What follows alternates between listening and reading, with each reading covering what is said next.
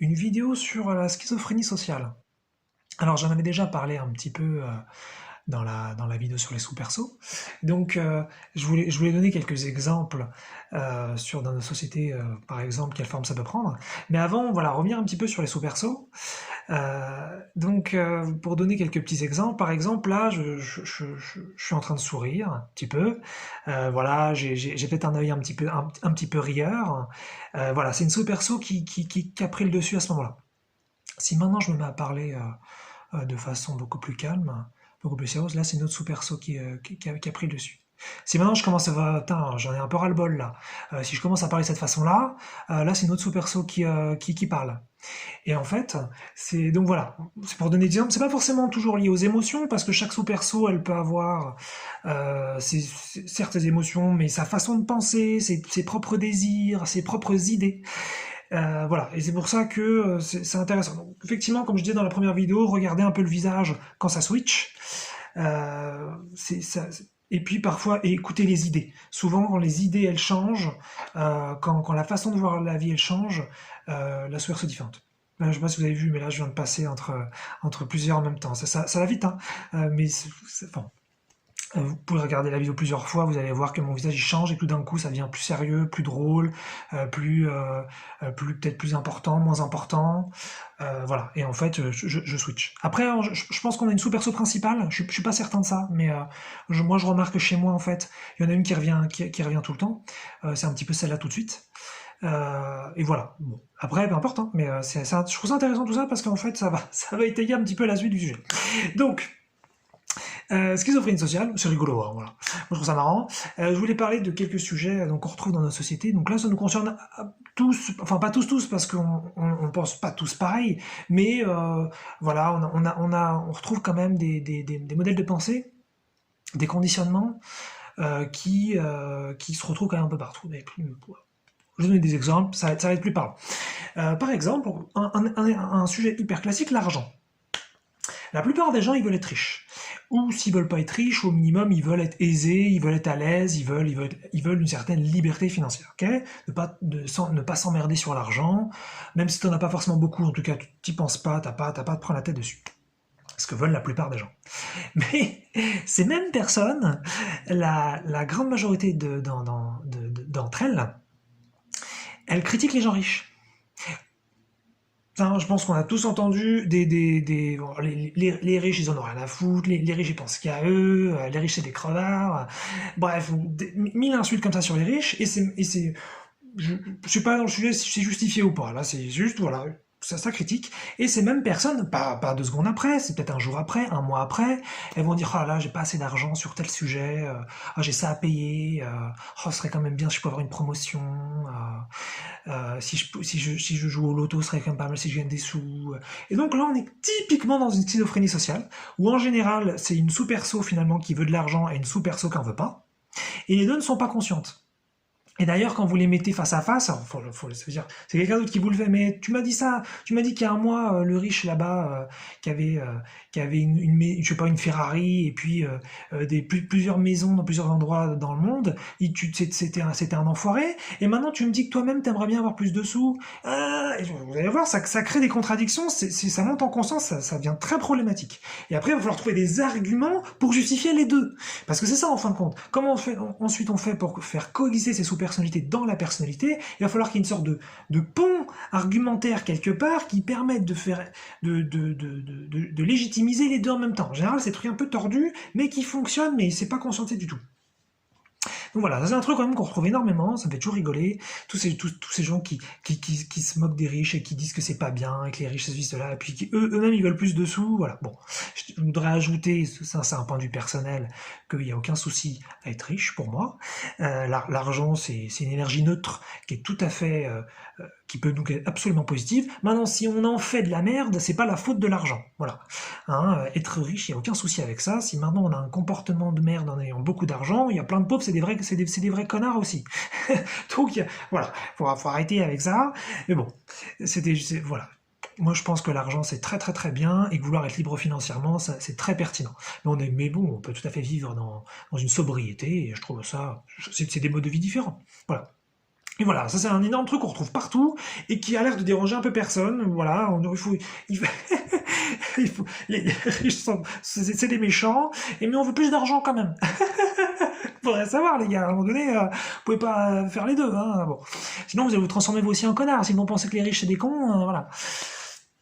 Bon voilà, un exemple rigolo qu'on retrouve absolument partout et qui a pas l'air d'être conscientisé nulle part. Mais voilà, c'est parce que je vous dis, c'est des sous-persos. Maintenant, un autre exemple que je trouve, donc on va vraiment changer de sujet, de thème, pardon, c'est la sexualité. Alors, ça me semble complètement fou. Mais alors, là, on en est beaucoup plus profond. Là, on touche à un truc beaucoup plus profond. On a d'un côté une sexualité qui encore dans notre pays c'est tabou, hein, même si il y a eu pas mal de libération sexuelle, c'est très très clair.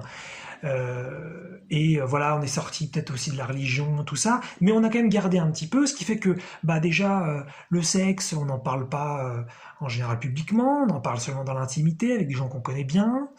Voilà, c'est pas un sujet qu'on aborde avec tout le monde. Et puis dans la plupart des familles, je suis sûr que c'est pas le cas partout, mais dans la plupart des familles, c'est quand même un sujet tabou. On va pas parler de la sexualité par exemple des parents. C'est juste impensable. Puis même les enfants vont parler difficilement quand même de leur sexualité aux parents, même s'ils peuvent en parler peut-être sur des sujets comme la contraception ou d'autres sujets un petit peu plus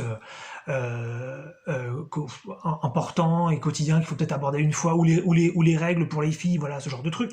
Mais il y a quand même une sorte de gêne, je trouve quand même, où voilà, c'est de l'ordre de l'intime, il faut surtout pas en parler, voilà. Puis il y a toujours aussi, je trouve, on a des restes de la religion là-dessus. Il y a des restes de sale, il y a de la saleté qui nous reste dans notre inconscient collectif sur la sexualité. Voilà, un truc qu'il faut faire, voilà, faut se cacher, c'est pas très beau. Puis avoir du plaisir, est-ce que vraiment c'est une bonne chose? Voilà, il y a tout un truc un peu comme ça où on veut tous du sexe, mais personne ne veut en parler. Bon, mais là où je trouve qu'il y a une schizophrénie sociale complètement dingue, mais complètement dingue, ce sont les enfants. S'il y a bien une des choses, je crois, sur Terre, tout pays confondu, qui est considérée comme, peut-être pas la plus, mais une des plus sacrées possibles, c'est avoir un enfant. Ou la naissance d'un enfant. Même quelqu'un d'autre que vous a un enfant, en général, les gens sont, oh là là, il a un enfant, c'est super beau, c'est mignon, c'est un miracle, c'est une chance, voilà. Ok. Donc on a d'un côté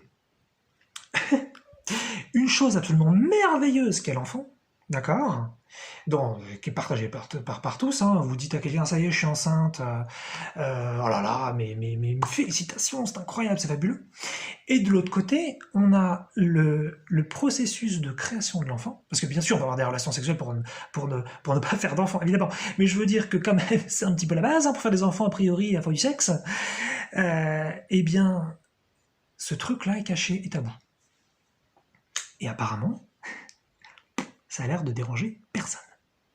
Et ça fait des situations complètement folles, parce qu'ensuite vous avez donc, dans une famille, toute famille confondue, vous avez donc des parents qui se cachent pour faire l'amour, hein, puisqu'on ne peut pas en parler, mais c'est de là que vient l'enfant. Donc qu'est-ce qu'on envoie à nos mômes dans notre société comme suggestion par rapport à leur origine? Que leur origine, c'est sale, c'est tabou, il y a un truc qui cloche. Le môme se dit mais on ne me parle pas d'où je viens, ou alors mes parents ils font des trucs parfois dans la chambre, ou alors ils y restent un certain temps et je sais pas ce qu'ils font, c'est bizarre. Quand je pose des questions dessus, les gens veulent pas me répondre. Bon, quand on est môme, c'est pas, on se dit qu'on comprendra plus tard, mais moi je me souviens quand j'ai appris, je crois que j'étais en CE2. J'ai appris dans un bouquin, comme ça, on était 4 de la classe de ce douche, pas, ça devait être un intercours, un truc comme ça, et dans le bouquin, il y avait l'explication que, pour faire des enfants, il fallait donc la pénétration du pénis dans le vagin, et puis tout ce qui s'ensuit, et puis voilà. Et je me souviens que ça m'avait dégoûté un truc de fou, parce que comment c'était possible que ça puisse exister? C'était des choses qu'on m'avait pas dit, et surtout qui a été constamment caché et tabouisé. Donc on a un souci fondamental. On a d'un côté un truc qui est merveilleux, qui est censé être l'enfant, et de l'autre côté, la conception, c'est un truc hyper tabou. Mais comment est-ce qu'on a pu dissocier les deux? Et là, on est typiquement sur un cas de schizophrénie sociale, des sous-persos, qui ne peuvent pas se mettre en accord. C'est c'est pas possible, c'est pas possible, c'est pas possible, c'est pas possible. Et donc ça fait des trucs hyper tarés, ou quand les enfants ils demandent à leurs parents, mais comment sont fait les enfants et tout, les parents ils savent pas quoi dire, ça va quoi dire, mais putain, mais c'est de là d'où il vient, c'est de là d'où il vient.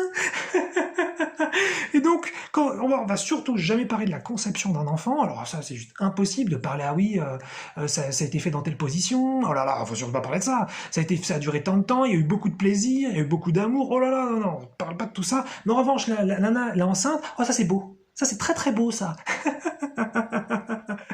Bref, genre de truc complètement dingue qu'on a dans nos sociétés depuis super longtemps et que personne ne semble remettre en question. Bien sûr, d'ailleurs, des gens, des philosophes ou je sais pas quoi, qui en parlent, évidemment, je suis pas le premier, c'est certain.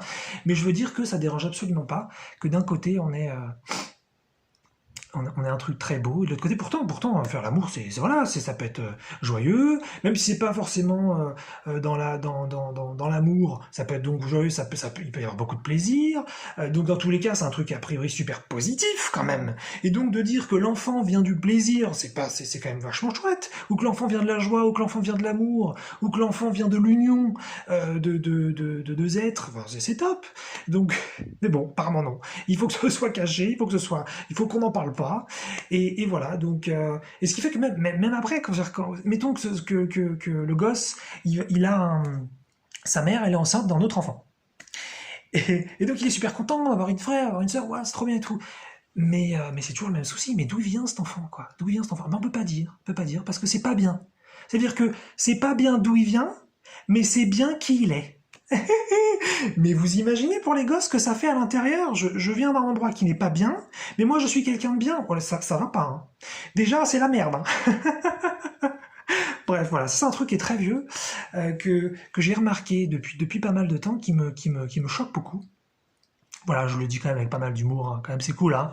Voilà, on n'est pas là pour se prendre la tête. Voilà. Et puis un troisième exemple qui va être beaucoup plus court et que je trouve pareil, qui a rien à voir, et qui est aussi un petit peu rigolo, c'est la durée de vie. La durée de vie. Alors, donc ça, sur la vidéo sur la mort, j'en ai parlé, que comme les gens sont pas renseignés sur la mort, eh bien forcément ça fausse complètement le débat public et ça fausse complètement l'opinion publique sur quel est l'intérêt de mourir, ou faut-il appréhender la fin de la vie. Et donc on a un gros souci sur la durée de vie dans la tête des gens.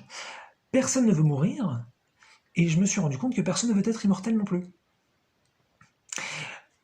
Et la plupart des gens, moi j'ai toujours été vachement intéressé par l'immortalité, et en même temps j'ai toujours été vachement intéressé par la mort. C'est pour moi deux choses, ça semble aussi peut-être être une contradiction, mais pas du tout, parce qu'on peut tout à fait se dire, bah, moi je voudrais vivre aussi longtemps que je le souhaite, donc pas forcément pour l'éternité, mais aussi longtemps que je le souhaite, donc 200 ans, peut-être 1000 ans, dans la mesure où je suis heureux et je fais des choses qui ont du sens, et je m'éclate, et c'est super cool, et je suis en super santé, et voilà. Et puis, bah, le moment venu, je meurs parce que j'en ai ras-le-bol, et je suis très content d'être de l'autre côté. Donc ça, pour moi, il y a une cohérence là-dedans. Mais non, les gens, ils veulent mourir à 70-80 ans, ils veulent pas aller à 200 ans, alors peut-être aussi parce qu'ils se disent qu'ils vont vieillir et que ça vaut pas le coup, ça doit jouer. Mais ce que je remarque aussi, c'est que mourir à 20 ans, 30 ans, 40 ans, c'est super mal vu. Alors pas mal vu au sens où on fait porter une négativité sur le décédé, mais je veux dire que c'est trop tôt. C'est trop tôt. C'est-à-dire qu'il vaut mieux finalement avoir une vie où il se passe rien et mourir à 80 ans que avoir une vie très remplie et mourir à 40. Voilà. Non, il faut mourir à 70-80. C'est genre de truc. Peut-être que là, on a une schizophrénie sociale un petit peu moins prégnante, je reconnais, mais je voulais terminer sur un petit exemple un petit peu rigolo et peut-être un peu plus soft, où finalement, comme le débat public sur la mort est complètement faussé, bah, mourir jeune, c'est forcément mal, alors que mourir à une trentaine d'années, moi je trouve ça très très bien, mais mourir à 20 ans, hein, mourir à 50 ans, pour moi c'est très très bien. L'important c'est qu'on a envie d'aller de l'autre côté et qu'on n'ait plus envie d'être ici, ça me semble être idéal, mais non, il faudrait mourir à un certain âge, et puis surtout il ne faudrait pas être immortel, voilà, il faut mourir au bon moment. Tout ça n'est pas clair, tout ça n'est pas cohérent dans la conscience collective sur la mort, hein, voilà. Donc c'est ça, voilà. Le petit sujet là que j'ai fait rigolo sur la schizophrénie sociale, c'est d'essayer de voir en face ces contradictions, mais pour ça il faut que les sous-persos elles montent en conscience, il faut oser les voir, et en général c'est désagréable, hein. C'est désagréable de voir les deux parce elles sont pas faites pour s'entendre, mais il y a normalement un pont argumentaire ou un pont émotionnel qui les lie toutes les deux. Et c'est pour ça qu'elles peuvent coexister. Donc faut pas en avoir peur, il faut juste oser les voir ensemble et normalement vous allez voir un lien qui justifie leur existence à tous les deux. Comme moi j'ai dit par exemple, je suis intéressé par l'immortalité et je suis intéressé par la mort, tout d'un coup ça semble être une contradiction, mais en fait je vous ai expliqué voilà, que je pourrais vivre très très très longtemps en m'éclatant et puis le moment venu en avoir marre quand même et là mourir. Donc à ce moment-là, les deux fonctionnent. Donc c'est ça en fait, il faut pousser le truc un peu plus loin. Puis voilà. Voilà. Donc une petite schizophrénie sociale sur l'argent, sur la sexualité, et puis sur la durée de vie. Voilà, je suis sûr qu'il y a plein d'autres sujets, hein, mais voilà, je voulais partager ça, je trouve ça rigolo.